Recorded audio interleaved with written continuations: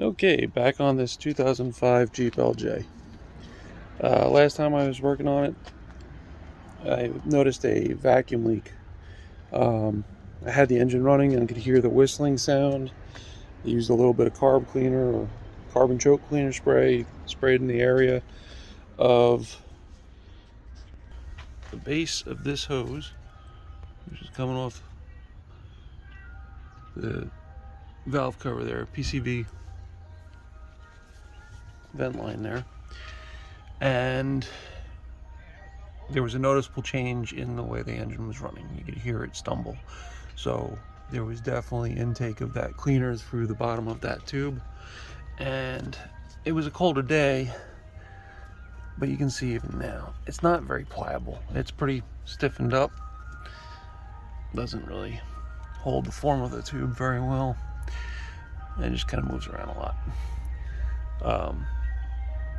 Down here, this elbow is another one that I know from past experience on my Jeep that it softens up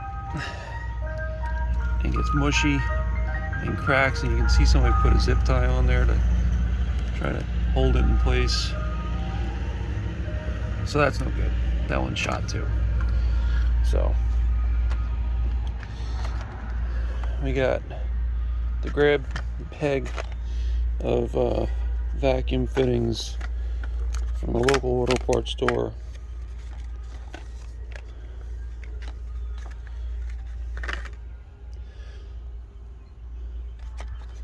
And you can see that's probably the same as what the original size was, and it's just swelled up that much from absorbing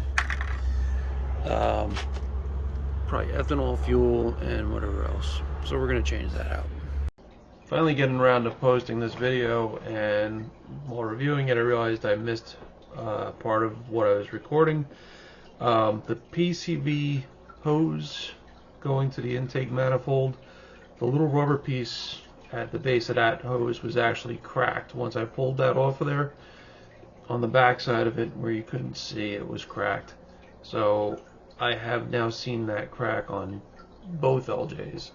So if you're hearing a whistling sound, that elbow that I showed you that I replaced, or that rubber stub, are both good candidates. They're probably going to have a problem, especially if they haven't already been replaced.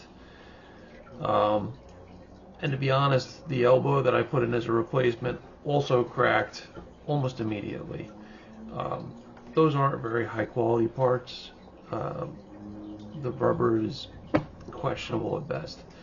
What I ended up doing, and have not replaced since, is I pulled the elbow off and just put the vacuum line straight to that metal nipple, and it's remained connected. It's not leaking. So I may not change that. I may not bother putting another elbow on it. I've put 3 or 4 of those elbows on my LJ that I've owned since brand new in 2005. They don't last forever. They definitely just heat up, they absorb ethanol, swell up, and fail. So I may be just discarding the elbow on my LJ as well and just running the tube straight to the nipple on that one the next time that one goes.